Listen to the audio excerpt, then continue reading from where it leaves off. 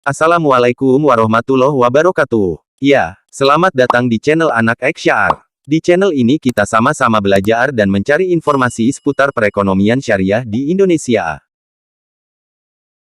Sobat X-Syar, sebagai hamba Allah yang beriman, sudah sepatutnya kita memperhatikan kaidah-kaidah yang diberikan Allah Subhanahu wa Ta'ala dalam melakukan kegiatannya sehari-hari. Termasuk dalam melakukan kegiatan perdagangan baik sebagai pembeli atau penjual. Berikut Anak X-Syar rangkumkan 7 prinsip dalam perdagangan Islam. 1. Halal atau haram. Sobat X-Syar, sebagai umat muslim, sudah menjadi kewajiban untuk selalu memperhatikan halal atau haram suatu perbuatan yang dilakukan. Termasuk dalam kegiatan perdagangan atau perniagaan. Sebagaimana para ahli fikih yang menggariskan suatu kaidah besar bahwa hukum asal dalam segala hal adalah boleh, hingga ada dalil yang menunjukkan keharamannya. Adapun yang berkaitan dengan perniagaan secara khusus, maka Allah Subhanahu wa Ta'ala berfirman, dan Allah telah menghalalkan jual beli dan mengharamkan riba. Quran Surah Al-Baqarah ayat 275. Sobat X-Syar, Nabi Muhammad SAW juga melarang memperdagangkan segala sesuatu yang tidak halal dan dilarang oleh Allah. Sebagaimana firman Allah Subhanahu wa Ta'ala, sesungguhnya Dia hanya mengharamkan atasmu bangkai, darah, daging babi, dan daging hewan yang disembelih dengan menyebut nama selain Allah. Tetapi barang siapa terpaksa memakannya, bukan karena menginginkannya dan tidak pula melampaui batas, maka tidak ada dosa baginya. Sungguh, Allah Maha Pengampun dan Maha Penyayang. Quran Surah Al-Baqarah ayat 173. Sobat X-Syar, para ulama telah sepakat bahwa perdagangan, perniagaan, pada dasarnya adalah pekerjaan yang halal dan hukum asal setiap perniagaan adalah boleh, selama tidak menyelisihi syariat. 2. Memudahkan urusan orang lain. Sobat X-Syar, Islam memerintahkan untuk senantiasa menggunakan harta kekayaan pada jalan-jalan yang diridhoi oleh Allah. Di antaranya dengan cara membantu orang yang dalam kebutuhan dan kesusahan, baik dengan cara memberinya atau memberikan pinjaman, dengan cara menunda tagihan orang yang berhutang, namun belum mampu untuk membayarnya. Sebagaimana Allah Subhanahu wa Ta'ala berfirman, dan jika orang yang berhutang itu dalam kesukaran, maka berilah tangguh sampai dia berkelapangan, dan menyedekahkan sebagian atau semua hutang. Itu lebih baik bagi kalian, jika kalian mengetahui. Quran Surah Al-Baqarah ayat 280. 3. Kejelasan status akad yang jelas. Sobat X-Syar, setiap kegiatan akad dalam kehidupan masyarakat pasti memiliki fungsi dan konsekuensi yang berbeda-beda. Fungsi masing-masing akad tersebut merupakan tujuan dari setiap orang yang menjalankannya. Allah Subhanahu wa Ta'ala mewajibkan hamba-hambanya yang beriman untuk memenuhi akad-akad dan semua perjanjian. Sebagaimana Allah Subhanahu wa Ta'ala berfirman, wahai orang-orang yang beriman, penuhilah janji-janji. Hewan ternak dihalalkan bagimu, kecuali yang akan disebutkan kepadamu, dengan tidak menghalalkan berburu ketika kamu sedang berihram haji atau umroh. Sesungguhnya Allah menetapkan hukum sesuai dengan yang dikehendaki. Quran Surah Al-Maidah ayat 1. Sobat X-Syar, dalam akad jual beli, dapat disepakati berbagai hal yang memang diperlukan, dan penetapan kesepakatannya diikrarkan atau dituliskan, dengan semangat ikhlas tanpa adanya suatu paksaan. 4. Tidak merugikan orang lain. Sobat X-Syar, agama Islam mengajarkan kepada kita untuk senantiasa menjadi umat yang bersatu, saling bahu-membahu. Dengan demikian, setiap dari kita akan merasa bahwa penderitaan saudara kita sesama muslim adalah bagian dari penderitaan kita pula. Sebagaimana firman Allah Subhanahu wa Ta'ala, sesungguhnya orang-orang mukmin adalah bersaudara. Quran Surah Al-Hujurat ayat 10.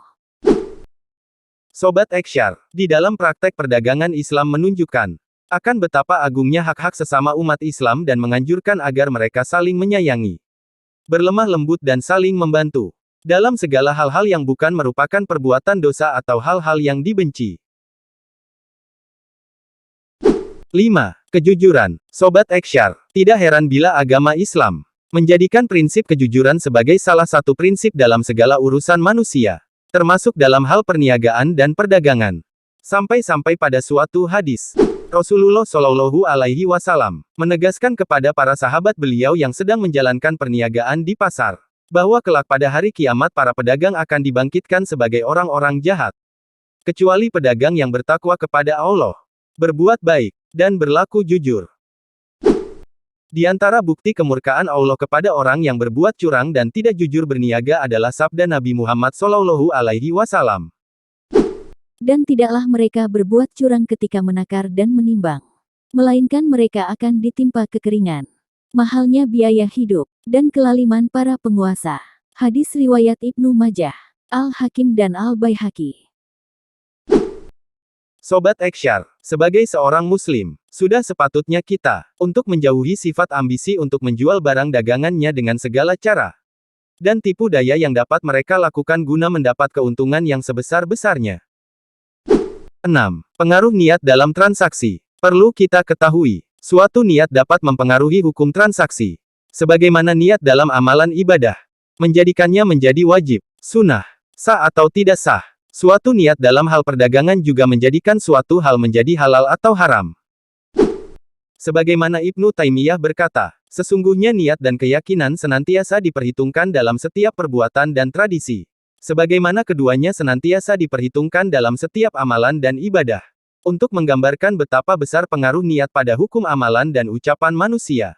Maka Nabi Muhammad SAW bersabda, sesungguhnya setiap amalan pasti disertai oleh niat. Dan sesungguhnya setiap orang akan mendapatkan apa yang dia niatkan. Sobat Eksyar, sebagaimana niat menentukan keabsahan dari ucapan seseorang. Dalam praktek perdagangan, niat juga memiliki pengaruh terhadap status akad. 7. Peran adat istiadat. Sobat Eksyar, adanya tradisi, kebiasaan, dan adat, atau apapun yang ada di masyarakat. Selagi tidak ada kaitannya dengan persoalan ibadah dan tidak bertentangan dengan prinsip-prinsip syariat. Tidak ada nas yang melarang, adalah boleh saja dilakukan. Bahkan suatu tradisi, kebiasaan dan adat tertentu bisa dijadikan dasar penetapan legitimasi, hukum dan sekaligus sebagai dasar legitimasi penyelesaian persengketaan hukum. Terutama dalam bidang jual-beli, transaksi atau akad. Islam tidak pernah mengharamkan suatu hal yang bermanfaat bagi umat manusia. Sebaliknya, Islam juga tidak pernah memerintahkan hal yang merugikan umat manusia. Prinsip ini membuktikan akan kesempurnaan agama Islam. Agama yang datang dari Allah Ta'ala. Zat yang maha bijaksana lagi maha kuasa. Bila suatu tradisi terbukti merugikan atau sisi kerugiannya lebih besar, maka Islam pasti akan melarangnya. Sehingga tidak benar bila ada yang beranggapan bahwa Islam memerangi setiap yang dikaitkan tradisi atau adat. Akan tetapi Islam adalah filter bagi setiap tradisi dan adat istiadat. Sobat Eksyar, itulah tadi 7 prinsip perdagangan dalam Islam yang bisa sedikit anak Eksyar sampaikan untuk sobat semua. Video ini adalah video pertama dari channel Anak Eksyar. Mari kita sama-sama belajar dan menggali informasi seputar dunia dan ekonomi Islam dengan cara mendukung channel ini dengan like, komen dan subscribe. Adapun kesalahan informasi dan penyampaian itu murni dari diri kami sebagai manusia. Allah dan Rasulullah terbebas dari kesalahan. Semoga Allah berkahi ilmu kita semua. Sampai jumpa di video selanjutnya. Wassalamualaikum warahmatullahi wabarakatuh.